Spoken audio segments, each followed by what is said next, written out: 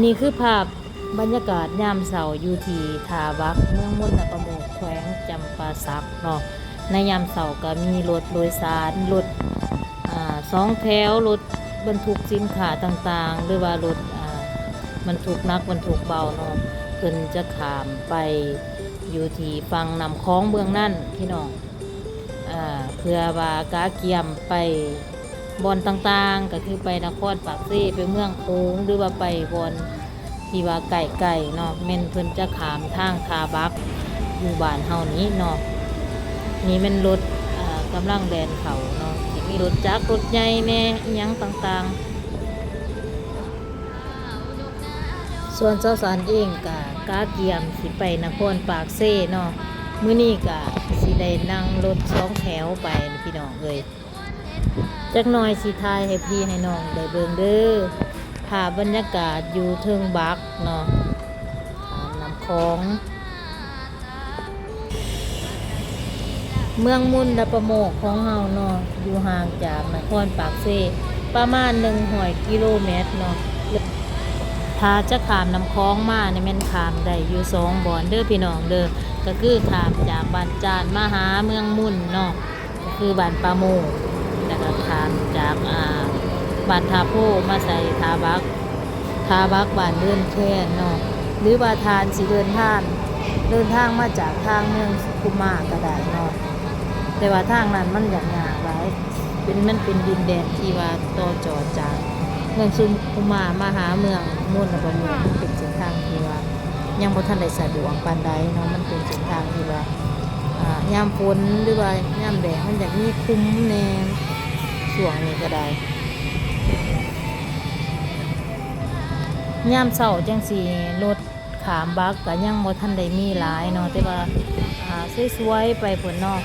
ประมาณ9 โมง 10 โมงเพิ่นสิมีรถหลายแน่ขามบักก็ได้ช่วงนี้ก็เวลาประมาณ7 โมงเช้าพี่น้อง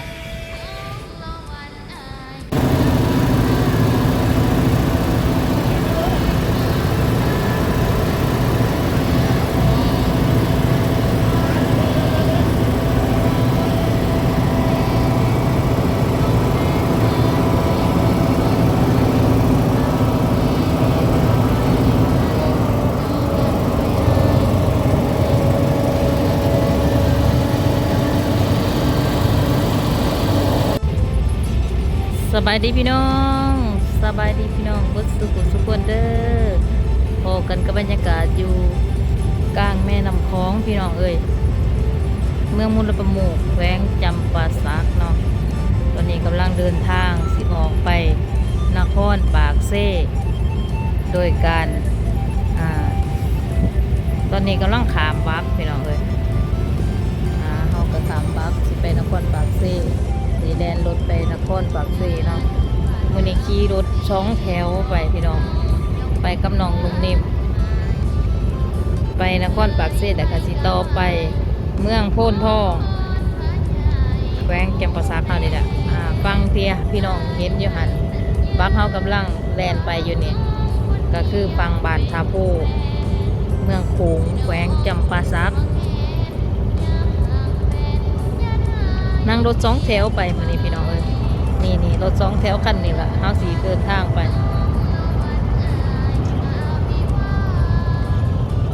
แม่น้ำคลองก็กว้างเบื้องนั้นก็แม่นลอนนั่งลอยพี่น้องมันสิเป็นลอนอยู่กลางน้ำของแม่น้ำคลองแล้วก็เป็นลอนที่ว่าประชาชนชาวเมืองมุลประโมกเนาะเพิ่นก็เลย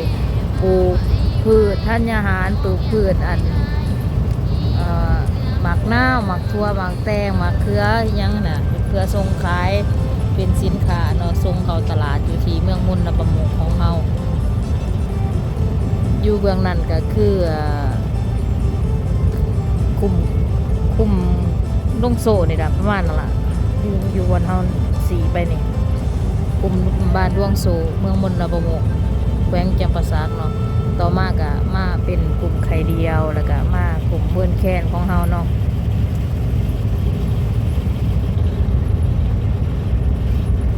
บรรยากาศยามเช้าเนาะตอนนี้เวลา8 โมงเช้านี่ก็คือทาบักบ้านเฮาเนาะ เอาออกมาหอดกลางน้ำแต่ตอนนี้เสียดายตอนทำอิฐเนาะบ่ได้จับโทรศัพท์มาถ่ายให้พี่น้องได้เบิ่งบรรยากาศอยู่แคมป์แม่น้ำของน้ำกว้างประมาณ1 กิโลเมตรพุ่นล่ะพี่น้องเอ้ยแนมจนสุดสายตาตอนนี้ขามาหอดกลางแม่น้ำคลองแล้ว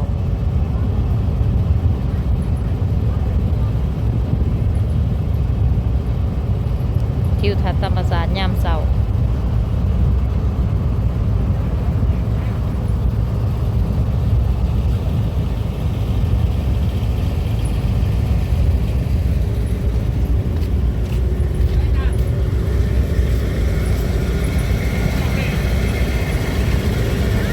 อยู่ในบักก็มีรถหลายคันอยู่ได้ล่ะพี่น้อง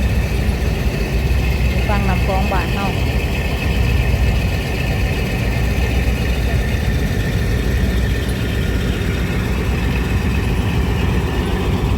มีรถอีแตนนำรถโดยสารแล้วก็รถบรรทุกต่างๆขนสินค้าตามจากเมืองมุ่นไปเมืองโค้งจากเมืองโค้งไปเมืองมุ่น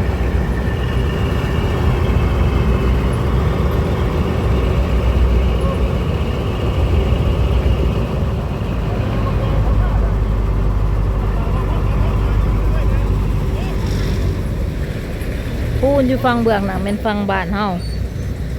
บนเฮือนเฮาอยู่เบื้องหน้าบนเฮาไล่มองให้พี่น้องเบื้องในบางกรเบื้องนั้นบ้านป้าอ้อยเมืองมนต์และประมูแขวงจำปาสักทิวทัศน์ธรรมศาสตร์ที่สวยสดงดงามของจำปาสักลาวไต่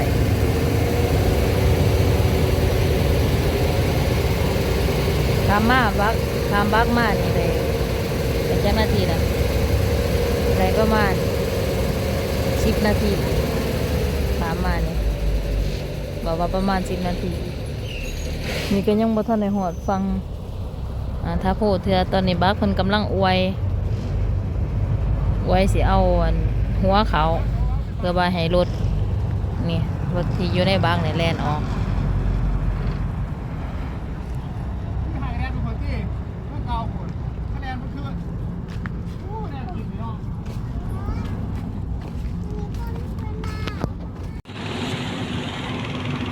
โอ้บักลำนั้นไหวเป็นไหว